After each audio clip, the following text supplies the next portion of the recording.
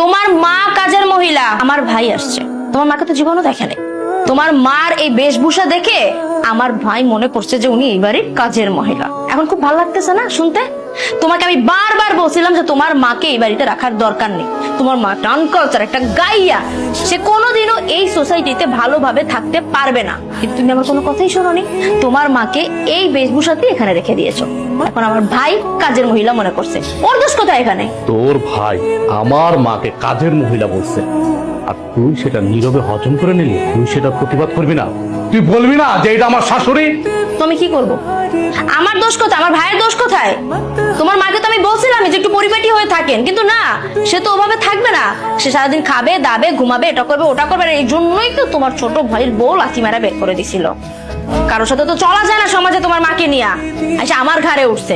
আর এখন মানিজ্য নষ্ট করতেছে আত্মীয় স্বজনদের কাছে। ভাইয়া, আপু তো ঠিক কথা বলছে। আপনার মাকে তো দেখে কাজের মহিলাই মনে হয়।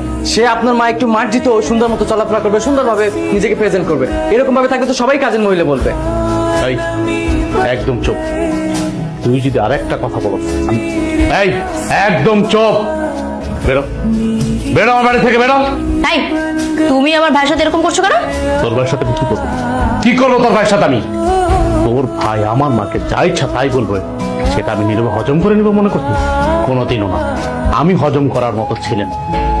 এই, তুই বেরো আমার বাড়ি থেকে, বেরো, বেরো। পাউল জানি তো টাকা। তোরে যেদিন থেকে আমি এই বাড়িতে বউ বানায় নিয়ে আসছি, সেদিন থেকে এটার বাড়ি না, এটা তুই জাহান্নাম বানায় ফেলছিস।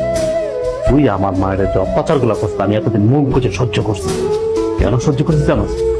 আমি মনে করতাম তুই এই নিয়ে শুদ্ধাবি, এই নিয়ে শুদ্ধাবি। না, তুই শুদ্ধামের মেয়ে না। আসলে তোর বংশগত সমস্যা আছে। তুই সাংসারিক মেয়ে না, তুই সংসার করে খেতে পারবি না। তো আমি তোর এই ফ্যামিলিতে, আমার এই বাসায় আমি আর এক মুহূর্তে দেখতে পাচ্ছি না। তুই এখন এই মুহূর্তে আমার বাড়ি থেকে বেরোবি। আমি তোর ডিভোর্স লেটারটা পাঠাই দেবো। বের হ আমার বাড়ি থেকে, বের হ। বাবা থাক না, এসব বাদ দে। মা, তুমি কোনো কথা বলবা না। একটা মানুষের সীমা থাকে, ও সীমা লঙ্ঘন করছে অনেক আগেই। পরে অনেক আগে উচিত ছিল এই বাড়ির থেকে বের করে দেওয়া, কিন্তু না, আমি সব নীরবে হজম করছি। আর হজম করবো না, অনেক হয়েছে। তুই একটা বাইরের ছেলের সাথে, তোর খালাতো ভাইয়ের সামনে তুই আমার মাকে কাজের মহিলা বলে তোর ভাই, আর তুই সেটা মজা নেস না? মজা নেস? এই, আমি গরিব, আমি গ্রামের ছেলে, মানলাম।